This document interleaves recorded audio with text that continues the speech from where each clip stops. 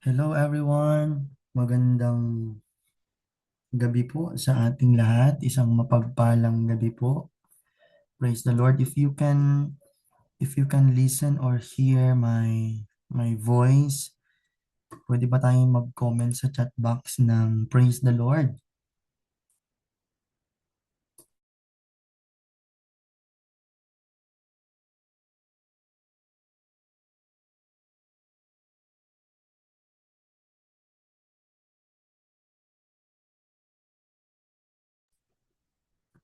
Ayan, hindi niyo po ba ako naririnig mga kapatid? Yan. Okay, thank you. I thought uh, hindi niyo po ako naririnig mga kapatid. Okay, sige. So, praise God. Uh,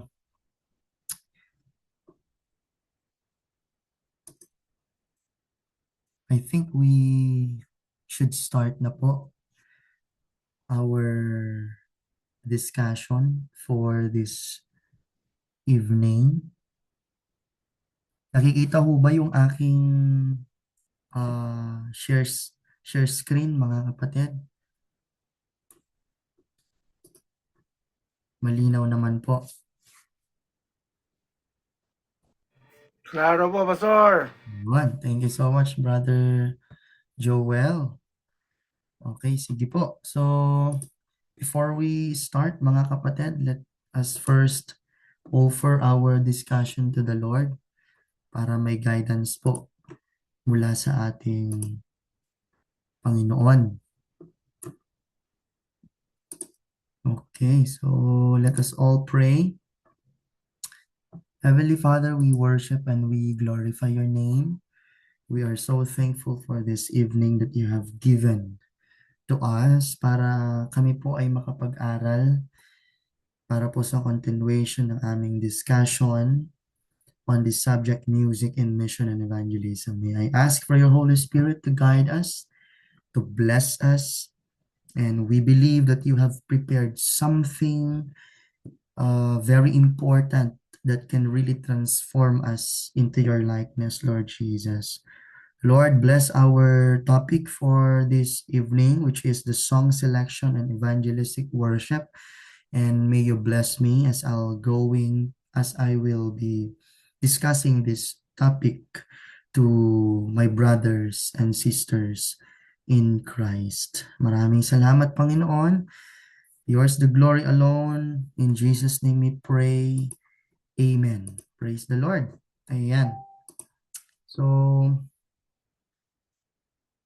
hello po, Brother Armando, Abisha, and Sister Irene, Brother Joel, Pastor Robin, and then Brother Elson. Ayan. Yan, uulitin ko po mga kapatid if you have if you're a pastor, you can change your names here sa atin pong Zoom para ma-recognize po kayo ng tama later on or properly. Praise the Lord. So let us now start. We are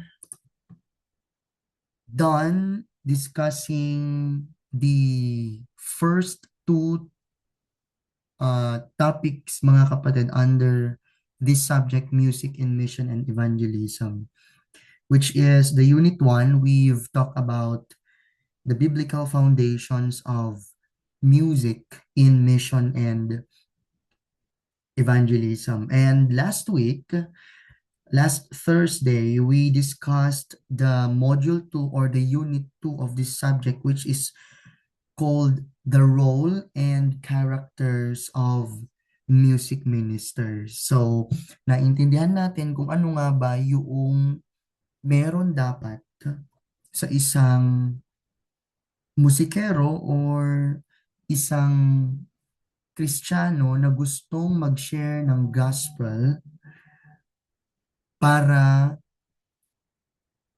maligtas ang mga tao, ang ibang mga tao sa pamamagitan ng musika. So ngayong gabi mga kapatid, we will be discussing again isa sa pinaka-importante na naman na kailangan nating matutunan, lalong-lalo na kapag tayo po mga kapatid ay papunta na doon sa field or doon sa place or doon sa area where we can conduct our music evangelism or evangelism using music. So again, our topic for this night, mga kapatid, is all about song selection and evangelistic worship. Now, we have three objectives, mga kapatid, for this topic, okay, or for this unit. First is we will be evaluating songs for evangelism, or we will be evaluating songs for evangelistic effectiveness. So para mas maging effective mga kapatid yung music evangelism natin, kailangan nating i-evaluate yung mga songs because may mga appropriate na songs na kailangan nating gamitin to become more effective. Number 2 is we will also be applying biblical, theological, and cultural discernment, okay, sa pag-select po natin ng mga songs. And the third one is we will be understanding how music communicates the gospel within a specific context. So let us now start, mga kapatid. Song selection in worship is a theological act. So every song, mga kapatid, na kinakanta natin communicates beliefs about God, right? About humanity, about sin, about salvation, and hope. Because music is memorable and emotionally engaging, meron po itong power, mga kapatid. It has powerful formative. It will form us, or it will transform us, and it has this what we call evangelistic influence. First, we will be talking about the biblical and theological accuracy.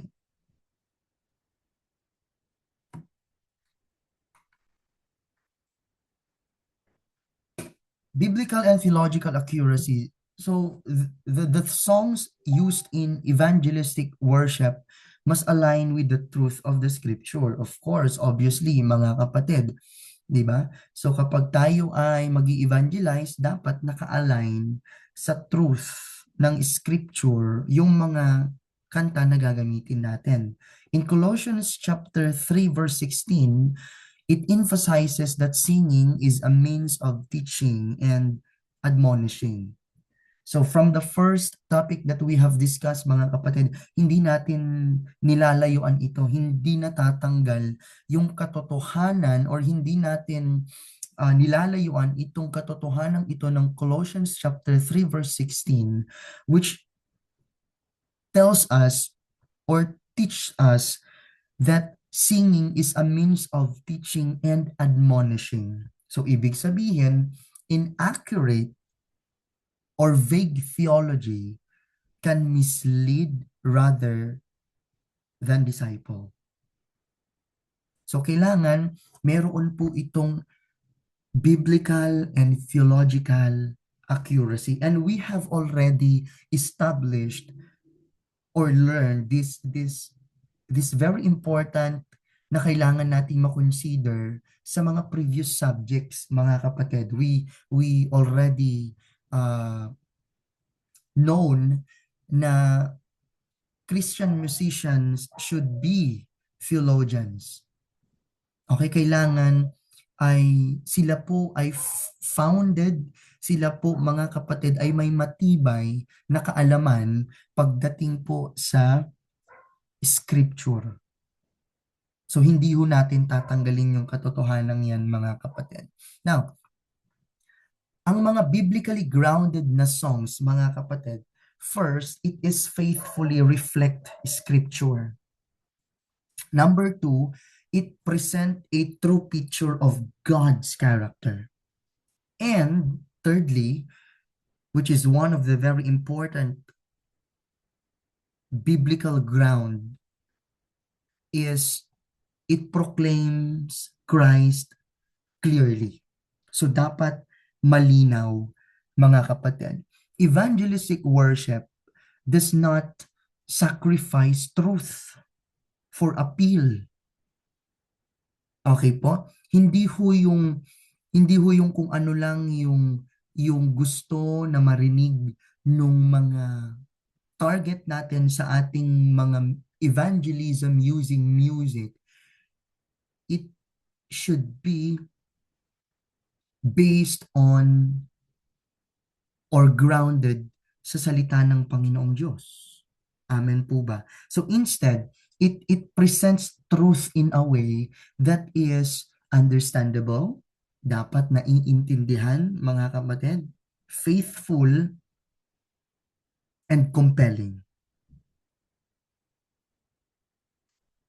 Now, clear gospel messages, evangelistic songs should communicate the core. Pwede ba nating i-comment dyan mga kapatid sa ating chat box, the core of the gospel.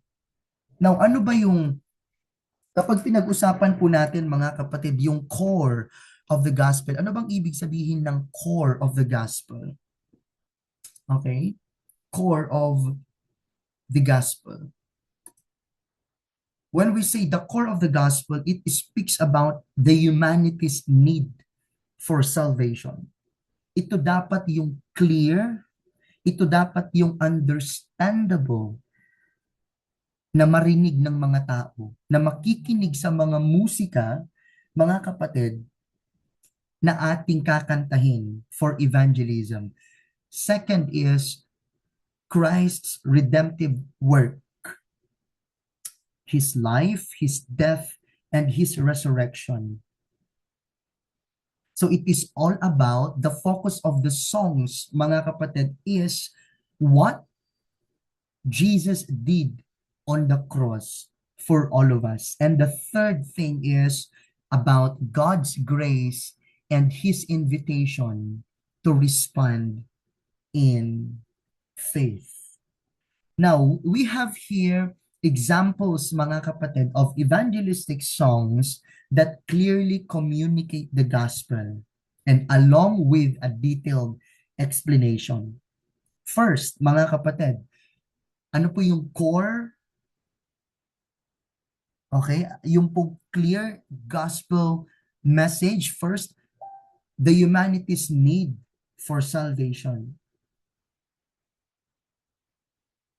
Ang isa mga kapatid na pwede nating gawing example dito for or to emphasize this one clear gospel message is the example or the song Come Unto Me, which is a traditional or hymnal song mga kapatid. Now, pwede niyo po itong pakinggan, mga kapatid, sa YouTube. You can listen to this. This song addresses the human condition, our need for forgiveness and spiritual rest. The lyrics invite listeners to recognize their weariness, sin, or emptiness and present Jesus as the solution. By highlighting human need first, it opens the heart for the gospel message. So ibig sabihin, musically, the gentle melody and simple rhythm make it easy to sing along. Alam naman no natin mga kapatid, kung paano kantahin or kinakanta yung po mga traditional hymn. Okay, paulit-ulit lamang po yung kanilang stanza, madaling sundan ng congregation o ng mga tao, and it helps listeners internalize the message personally. So that is to emphasize the humanity's need for salvation. Next is the one clear gospel message, and it is all about Christ's redemptive work. Ang song example natin dito mga kapatid, I don't know if narinig nyo na po itong kanta na entitled In Christ Alone by Keith Getty and Stuart Tonen.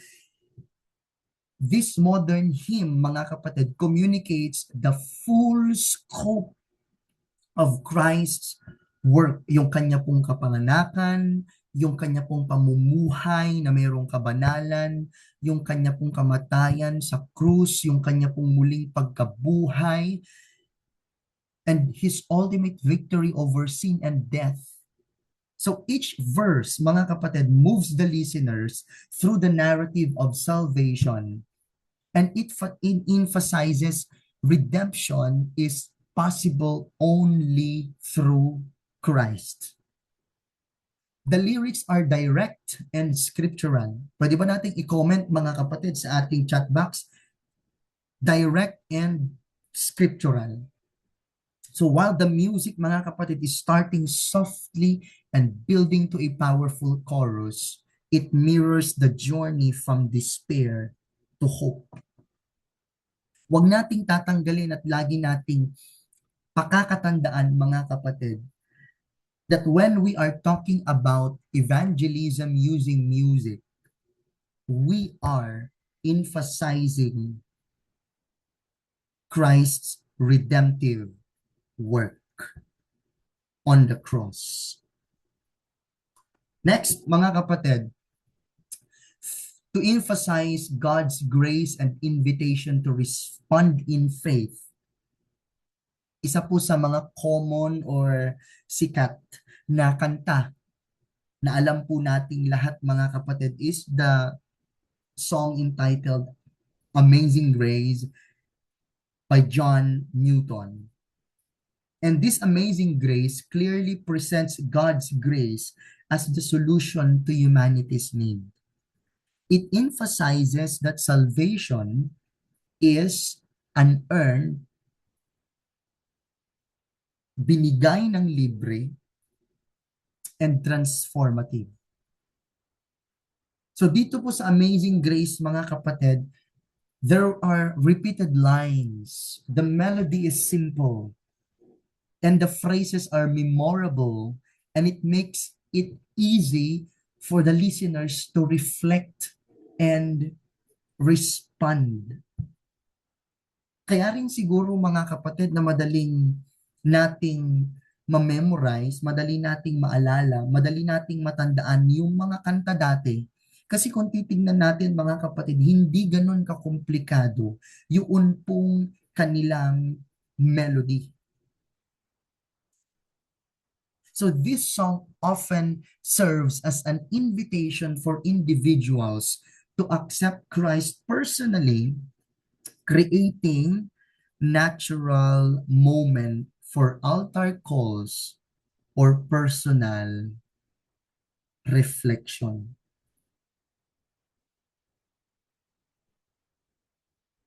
Evangelistic songs work best when they tell a story of salvation in 3 parts. So ito po mga kapatid, yung kailangan nating i-emphasize na kwento ng salvation when we are going to conduct a music evangelism. First is to show human need. Second is to present Christ's redeeming work. And the third is invite personal response. So the music, yung musika na ginagamit natin mga kapatid, the music itself supports the message. Simple enough to sing along, emotionally engaging, amen, and memorable. Ulitin ko po mga kapatid ha, make sure that it is simple enough to sing along.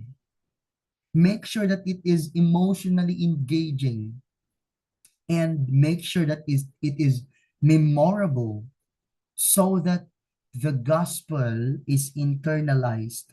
Hindi lang ho siya napakinggan. So, while not every song must contain the full gospel, a worship set intended for evangelism should collectively point clearly to Christ.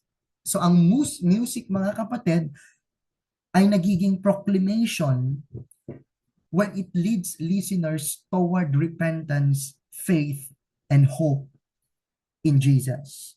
So that is the goal, the main goal mga kapatid. At hindi ho dapat nalilihis itong pinaka-main goal natin, which is to lead the audience or the listeners toward repentance, faith, and hope in Jesus. Now we have key principles when we are going to plan an evangelistic worship set. First is we have to focus on Christ-centered themes.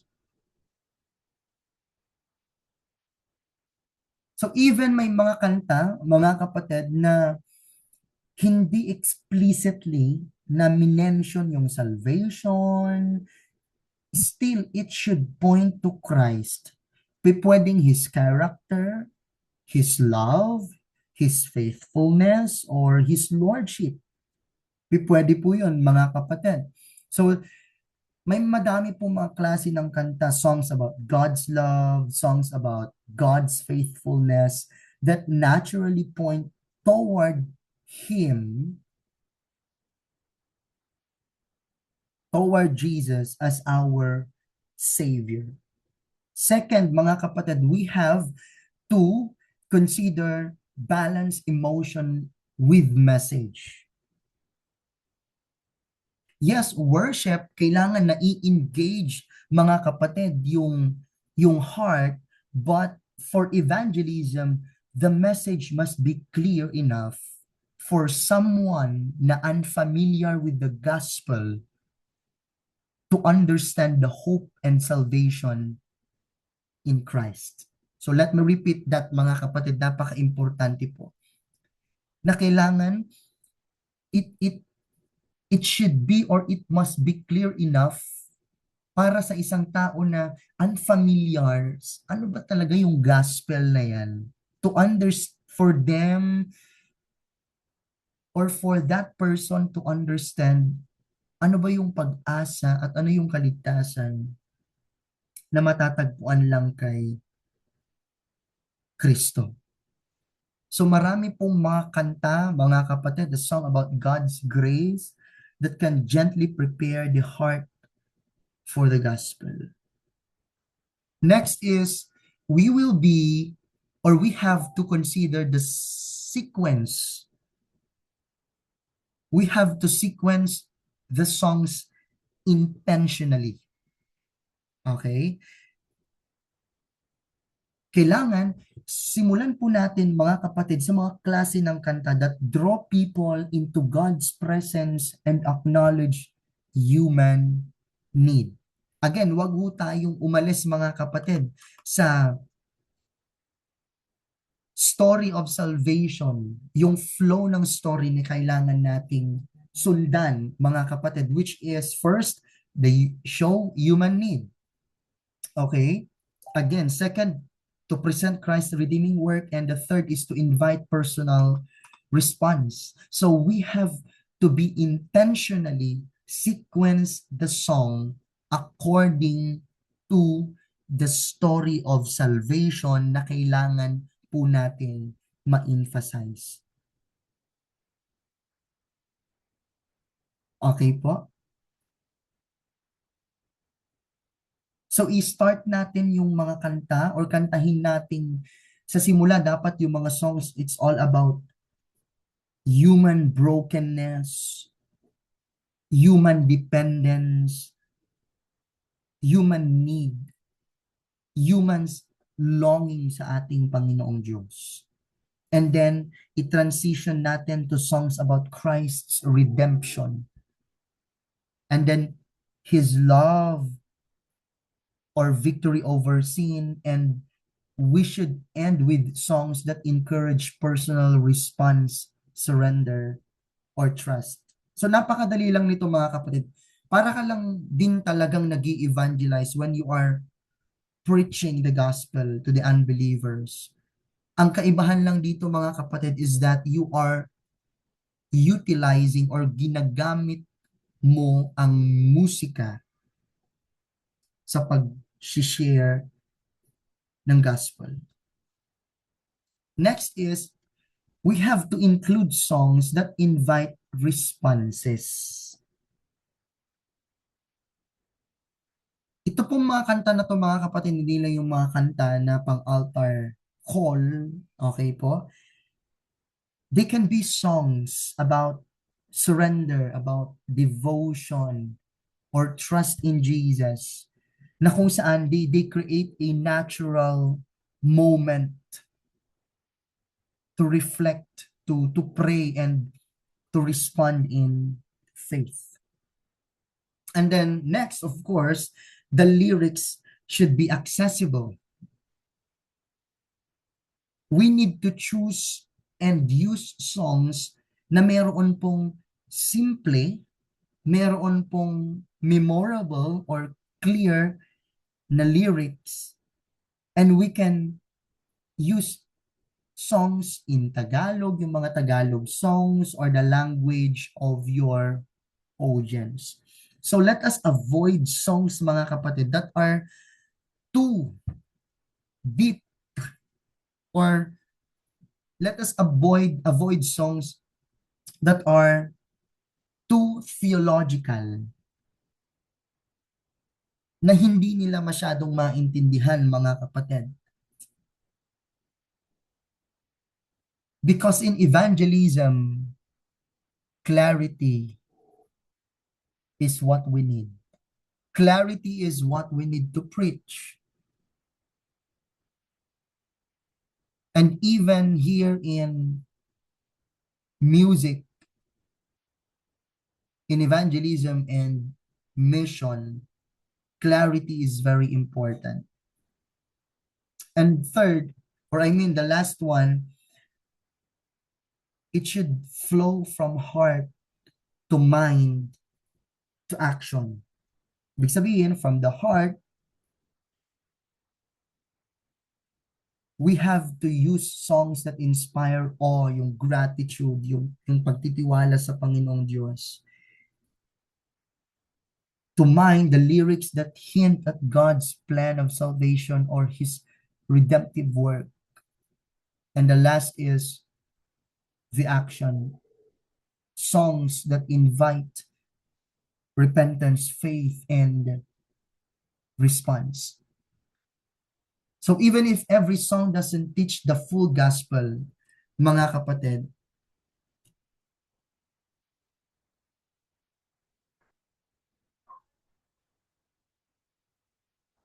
the set should point to Christ, show human need, highlight God's grace, and it should lead to a response of faith or hope. Now, these are very important, mga kapatid, pagdating po sa music evangelism. Now, we move on to the next part, which is the accessibility and singability in evangelistic worship. Now, mas malalaman natin dito, mga kapatid, that music used for evangelism must invite participation. Pwede ba nating i-comment, mga kapatid, sa ating comment box yung salitang participation, that people should be encouraged to participate. people should be, praise the Lord, should invite participation, not to create barriers. So iwasan natin mga kapatid yung mga songs that overly complex, musically difficult, or stylistically exclusive. Kapag ginamit natin yung mga kantang ganito mga kapatid, it can exclude listeners. Now, when it comes to accessibility and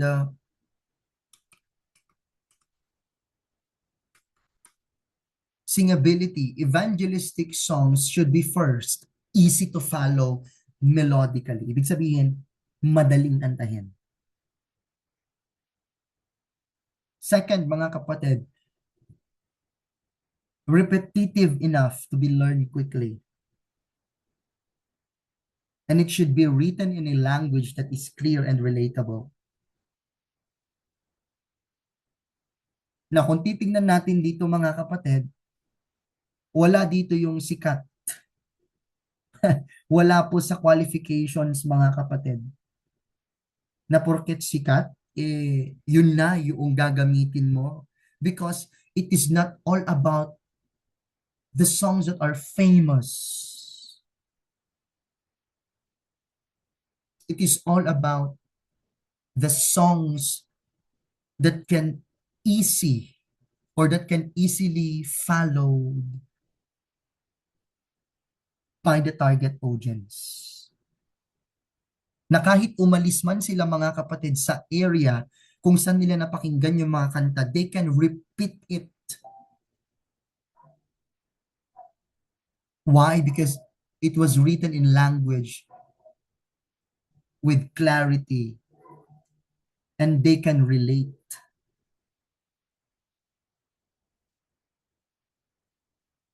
Praise the Lord. Now, I have here practical tips for accessibility and singability, mga kapatid. Now, listen carefully. Number one, we need to choose simple melodies. We have to pick songs with 1 to 2 note jumps and a limited vocal range para karamihan sa mga tao can sing comfortably. So for example, Jesus, ikaw ang aking buhay. The melody stays mostly stepwise and is easy to follow. I don't know if you know the song, Ikaw ang aking buhay at pag-asang tunay. Now, we can use that song, mga kapatid. Second, we need to use repetition strategically. So, repeat the chorus or key phrases several times so newcomers can learn quickly. We can repeat the lines like when we are going to sing, Amazing Grace, how sweet the sound. Now, it's up to you as a singer how you can repeat those lines, mga kapatid. And we can repeat that in multiple times during worship. And totoo nga ho, mga kapatid, that when we are singing the song or the part of the song, Amazing Grace, how sweet the sound. Third, mga kapatid, we have to keep the lyrics clear and relatable. Sabi ko nga ho kanina mga kapatid, i-avoid natin yung mga masyadong malalalim na words or complicated sentence structures. Pwede tayong gumamit ng Tagalog or local language that resonate with the audience. Say, for example, instead of behold the Lamb of God who taketh away the sins of the world. Now, not to degrade people, pero if hindi sila masyadong educated, or sabihin na natin directly, they are not educated, they are uneducated. Yes, of course, God is powerful. It is the Holy Spirit who can talk to those people. But we have to be clear enough, and we have to make sure that people can relate to what we are telling to them using music. Pwede na lang nating sabihin or kantahin or itagalog, Jesus, ikaw ang nagligtas sa amin mula sa kasalanan. Number 4, project words visibly. Ibig sabihin, we have to display lyrics on a screen. Kung meron man po kayong PowerPoint presentation, okay po, kung meron po kayong mga handouts for first-time participants, I'm sure it is more effective for them to know the truth.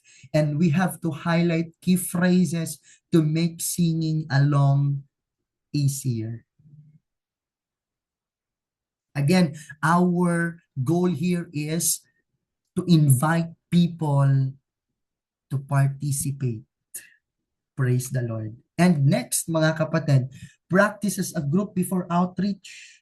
Practicein muna. I-rehearse muna yung mga kanta. So run through the song with volunteers or students first, and they identify tricky words or notes and simplify them if needed. So kailangan clear, kailangan relatable, kailangan simple. And the last is test in a mixed group. So mag-invite muna kayo ng mga tao na unfamiliar with the song to sing along, and then you observe if they can follow the melody and lyrics easily and adjust if necessary. Praise the Lord. So the bottom line is this, mga kapatid, the goal is that even someone hearing the song for the first time can participate and feel included. Kailangan ipadama natin sa mga tao that they can participate and they should feel included. Accessibility allows the gospel message to be experienced through music. Hindi lang siya basta napakinggan.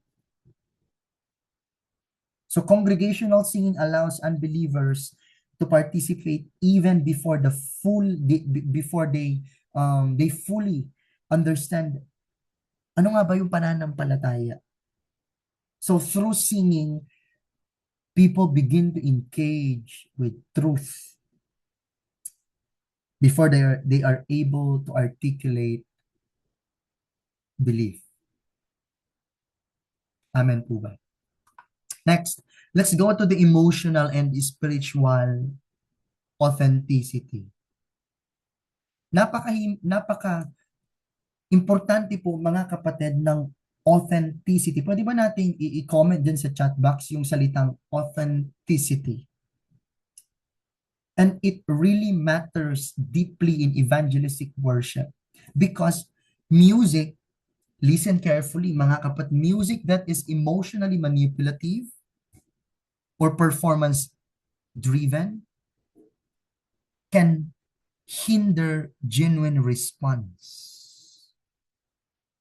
But an authentic worship reflects sincere faith, humility, and dependence on God. Ang true evangelistic worship, mga kapatid, I'm sure it flows from real devotion.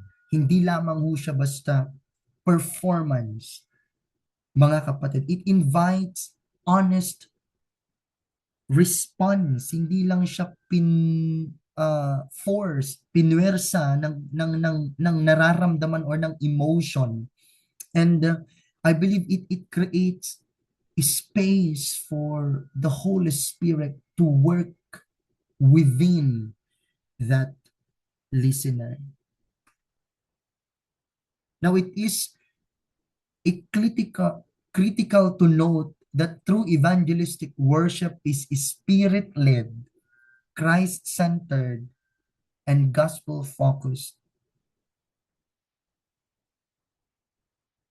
We should avoid performance-driven, emotional manipulation, pride, and theological compromise.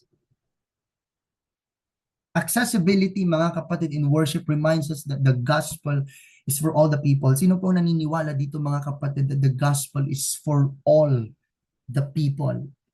Anyone can be saved by hearing the gospel. Worship invites, not impress,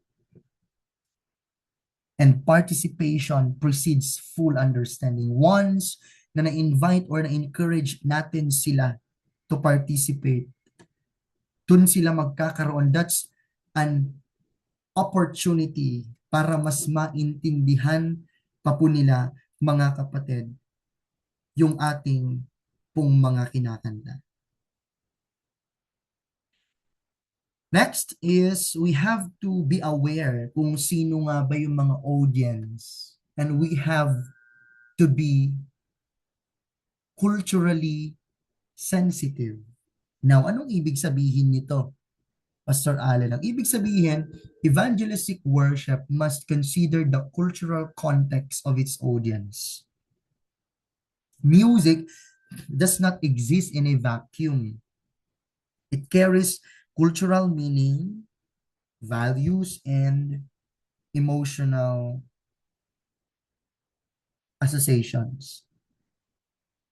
Maalala niyo po, mga kapatid, yung missionary principle ni Apostle Paul in the book of 1 Corinthians chapter 9 verse 22. It says, "To the weak I became weak in order to gain the weak. I have become all things to all people, so that by all means I may save some." Sa mga mahihina, I became weak. I have become all things to all people, so that I can influence them, so that I can serve them, and for them to be saved.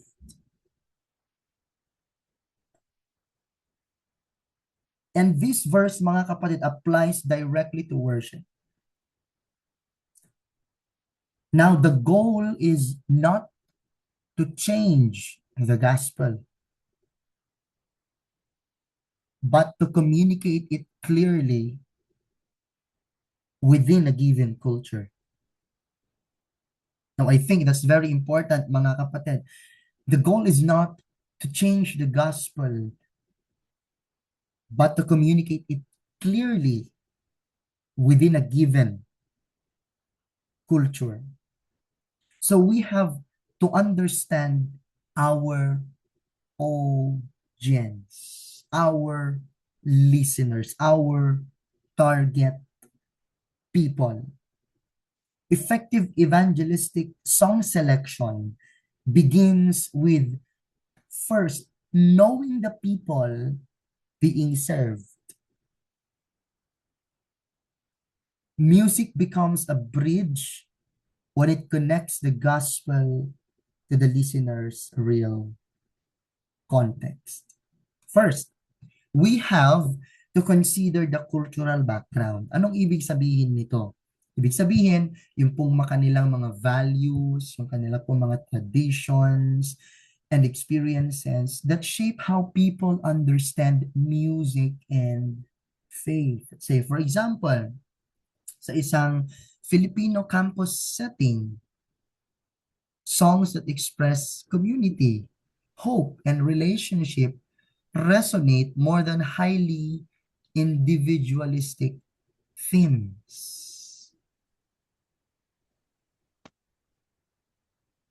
Next, mga kapatid, the language and musical preferences. Ibig sabihin, the heart language and musical style people naturally understand and enjoy. Ano ba yung kanta na nakaka-relate sila? Ano ba yung mga klase ng mga genre na gusto ng mga tao to? So we can use Tagalog or local dialect worship songs with familiar pop or acoustic styles helps the students, the listeners to engage more easily than complex or foreign sounding hymns. Now again, mga kapatid, it is not just all about how energetic the melody, right? It's not all about that. It's about being clear. It's about being simple. Next, religious and social context. The audience's beliefs, yung level of biblical knowledge and life realities. Again, to emphasize, mga kapatid, we are not going there to impress people. We are going to go there to invite people to come to Christ. So for students na new to faith, songs that explain who Jesus is and what he has done are more effective than songs assuming deep Christian understanding. Okay, so what are, praise the Lord, meron ho tayong tinatawag mga kapatid na cultural imperialism. Okay? And we have to avoid this, what we call cultural imperialism when it comes to evangelism using music. At ano ba itong cultural imperialism na ito? Cultural imperialism happens when we act as if one style of worship na kadalasan yung sarili nating style ng worship. Kunyari, ano bang style ng worship natin sa loob ng mga simbahan natin, mga kapatid? It happens often when we act as if one style of worship is more holy or more pleasing to God than others. This can look like forcing a certain kind of music, language, or worship expression on people and expecting them to connect with God in the same way we do. That's the cultural imperialism, mga kapatid. Evangelistic worship chooses a different path. Ito dapat yung kailangan nating maintindihan. It respects and embraces how people naturally express faith within their own culture, whether through their music, language, or emotions, while still staying true to biblical truth. The goal is not to make people worship like us, but to help them worship God in a way that is meaningful and genuine to them. Especially when they are not used to the way we worship. Especially when they are not used. Say for example, kung ang mga kinakanta natin sa ating mga churches ay more on mga modern Christian songs, doon po sa area kung saan tayo pupunta, napansin natin or napag-aralan natin na mas gusto nila ng hymnal. So instead of using famous, especially sa mga panahon ngayon, mga famous na Christian songs, we have to adjust. Because again, our goal is not to impress.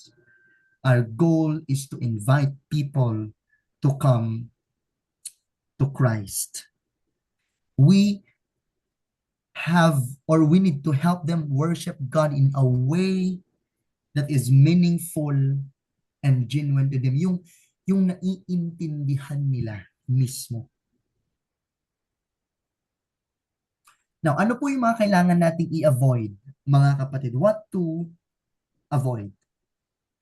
Para maiwasan natin itong cultural imperialism na to. First, the music style. Say for example, nag-evangelism kayo sa isang rural barangay, pero pinilit gumamit ng English Hillsong style worship kahit hindi nila alam yung kanta. So ano pong magiging problema dito, mga kapatid? Mas naging hadlang ang style kaysa tulong sa paglapit nila sa Diyos. Nakaka-relate po ba mga kapatid ang ilan sa atin dito? Next, language. Say for example, worship service na puro English theological terms, kahit karamihan ay mas komportable sa Filipino o local dialect. Tapos yung mensahe na in-emphasize mas spiritual kapag English. Hindi po totoo yun, which is that is not biblical, mga kapatid. Next, worship expression. Say for example, sinabihan ng mga tao na bawal pumalakpak o sumabay sa kanta dahil hindi reverent or hindi nagbibigay ng respeto para sa kanila ha. Now, the reality sa kultura nila, ang palakpak pala ay paraan ng paggalang at kagalakan. So, ibig sabihin, huwag mong sasabihin na bawal pumalakpak, di ba? Kung sa kultura nila, ang palakpak ay paraan ng paggalang at kagalakan. So, we have to be knowledgeable enough to the cultural background of those people na target natin. Next, attitude. So for example, ganito talaga ang tamang worship kasi ganito sa church namin. Now, the result is worship becomes about tradition at hindi na nai-emphasize possibly ang transformation. So for example, mga kapatid, tayo bilang mga Pilipino, may kanya-kanya tayong way of worship. Sa ibang bansa, sa mga African Christians, meron din silang sariling way of expressing their worship to the Lord. But the gospel is still unchangeable. So ano yung kailangan nating i-practice, mga kapatid? First, sa music style, gumamit ng local na himig o OPM style worship sa pamilyar sa komunidad. So ang magiging result nito, mas madali silang sumabay, mas mabubuksan yung puso nila sa mensahe ng Ebanghelyo. Amen po ba, mga kapatid? Number 2, sa language, ang lyrics at exhortations ay nasa Filipino o local dialect. Sabi nga ni Apostle Paul, I have become all things to all people. Third, worship expression. So for example, pinapayagan ng pagpalakpak, pag-iyak o tahimik sa pagninilay, depende sa kultura. Kasi ang focus, mga kapatid, is the posture of the heart and it is not the outward expression or outward form. Puso. Praise the Lord. And next is the attitude. The question is, paano natin maipapahayag yung katotohanan ng Diyos sa paraang mauunawaan nila? And I think the result would be Christ-centered and the worship will become people-sensitive. So a simple summary, mga kapatid, kapag sinabi nating cultural imperialism, worship like us. Ang evangelistic worship, worship God where you are. Praise the Lord. Worship God where you are. Now, alam niyo po mga kapatid, meron pong, ang tawag nito, meron po akong kwento, mga kapatid, sa inyo. And this, ang tawag nito,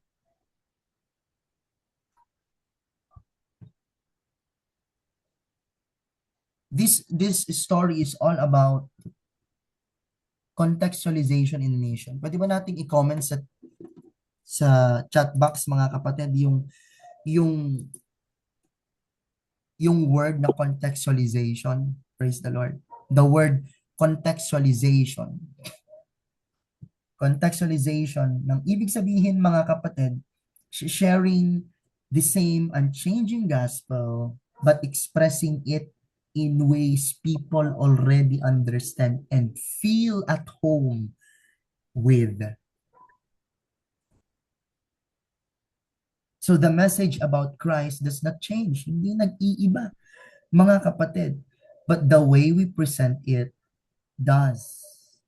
So sa worship, mga kapatid, music becomes a bridge, not a wall.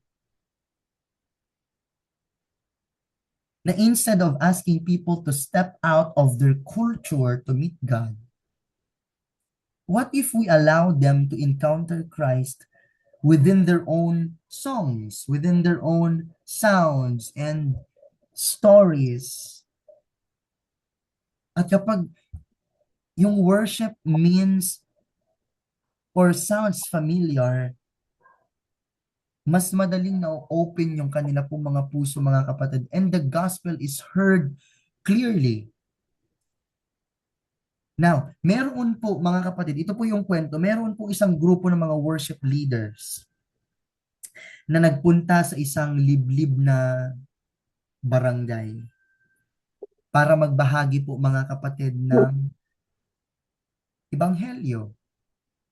So handa na sila, mga kapatid, nag-rehearse na sila, okay, and then dala na nila yung kanilang mga instruments at yung mga kantang madalas nilang gamitin sa city church. Alam naman natin pag sinabing city church, okay? Pero nung pagpunta nila doon, mga kapatid, napansin nila na tahimik yung mga tao. Nakikinig pero hindi sumasabay. So isang local na pastor, mga kapatid, ang lumapit at nagsabi, maganda naman yung mensahe ng mga kanta nyo. Pero mas nakakaabot sa puso ng mga tao rito kung ang awit ay katulad ng mga musikang kinalakihan nila. So umuwi po itong mga worship leaders na to, mga kapatid. At alam niyo po kung anong ginawa nila kinabukasan. Sinubukan nilang umawit gamit ang simpleng gitara lang at isang awit sa wikang alam ng community o ng liblib na barangay, mga kapatid. Yung mga taong nakatira doon, hindi ho na bago yung mensahe. Si Kristo pa rin naman yung kanila pong ipinahayag, mga kapatid. Pero kung mapapansin natin, nagbago lang yung paraan. So habang umaawit sila, mga kapatid, mas nakarelate yung tao. Praise the Lord. Mas naintindihan nila, mga kapatid. So habang umaawit sila, may mga napaluha, may mga tinig na dahan-dahang sumabay. Sa unang pagkakataon, mga kapatid, naramdaman ng mga tao na ang Diyos ay na ang Diyos ay malapit sa kanila, na ang Diyos ay nilalapitan sila, mga kapatid. At doon naunawaan ng grupo ng Ebanghelyo ay hindi kailangang baguhin. Ngunit kapag ipinahayag ito sa paraang pamilyar sa kultura ng tao, nagiging tulay ang musika at hindi hadlang sa pagkilala kay Kristo. Amen po ba?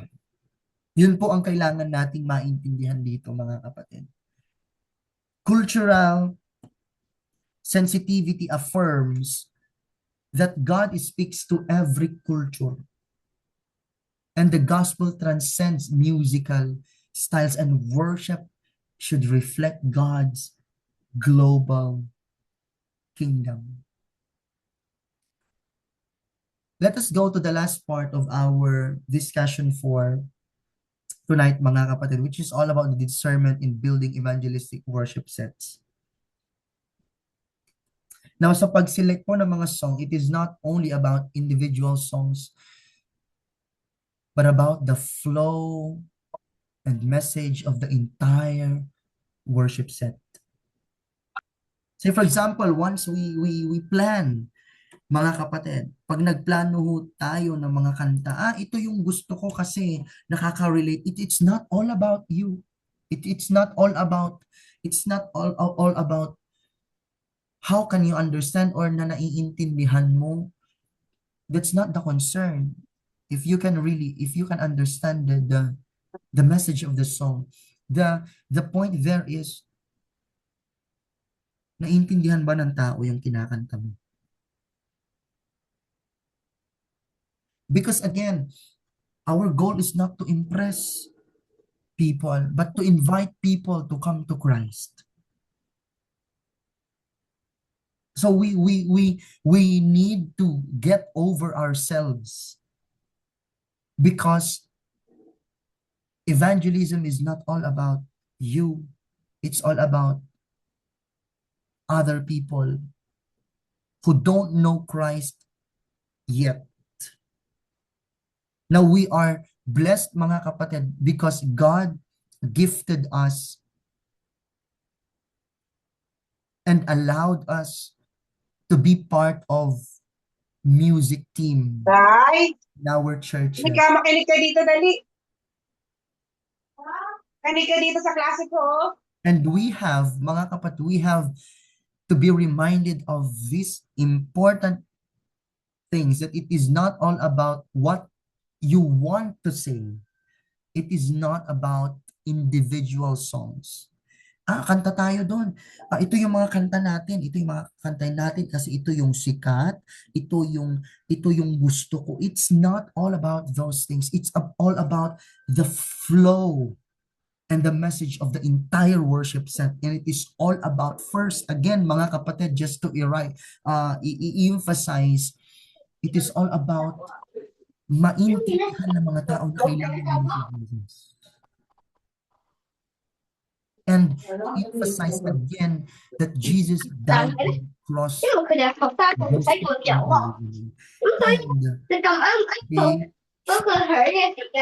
respond in faith.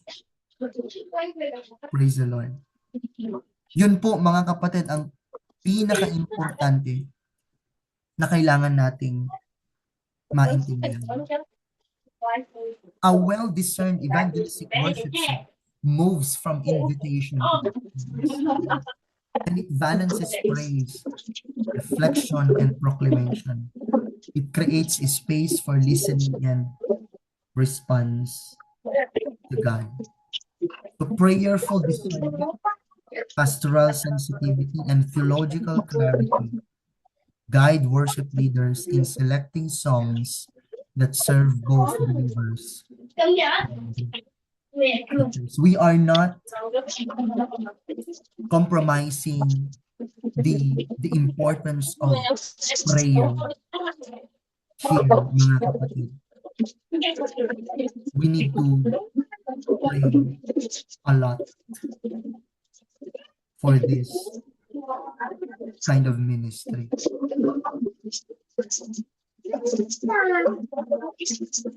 In the end, mga kapatid, the true power of evangelistic worship is not measured by musical excellence or emotional intensity, but by transformed hearts. Now listen carefully. when the unchanging gospel is expressed in ways that resonate with people's culture, walls come down, hearts open, and Christ becomes clearly seen. Kasi hindi naman tayo yung dapat makita eh. Amen po ba? Ang dapat makita ng mga tao si Kristo. The message of salvation never changes. But when music becomes a bridge rather than the barrier, we witness God moving, saving, and transforming lives right where people are. That is our discussion, mga kapatid. Praise the Lord for this wonderful night, which is the module or unit 3 of the subject music in evangelism and mission. Praise the Lord, which is the song selection and evangelistic worship. To those who are officially enrolled sa subject na ito, mga kapatid, meron ho kayong activity and it is called Song Analysis Worksheet. Ang purpose po nito, mga kapatid, is to evaluate worship songs for evangelistic effectiveness. Yan. So the instruction is very simple. You just have to choose one worship song and then i-analyze nyo lang po siya using this criteria. First, is it biblically accurate? Second, is the gospel clear about it? 3, is it accessible? Is it singable? Madali bang siyang kantahin? Number 4, meron ba siyang emotional and spiritual authenticity? And write a short reflection answering this question. Would this song help an unbeliever understand who God is? Bakit o bakit hindi? Oh, praise the Lord. So thank you for listening, mga kapatid. Praise the Lord. Ayan. So, dyan po nagtatapos ang ating discussion. Naririnig pa po ba ako? Naririnig pa po ba ako?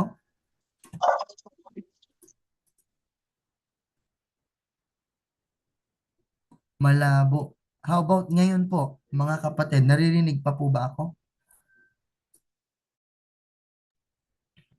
Okay, sige. So, uulitin ko po, mga kapatid, lilinawin ko lang kung itong learning activities. To those who are officially enrolled, ito po yung activity na gagawin po ninyo. Sa mga hindi naman po officially na enrolled, mga kapatid, you can answer this learning activities. Pero I am encouraging you, mga kapatid, na mag-enroll po dito po sa ating subject na music in mission and evangelism. Ayan, para ho magkaroon po kayo ng diploma, praise the Lord, para masama po tayong mag-graduate, praise God. Okay, sige, so I hope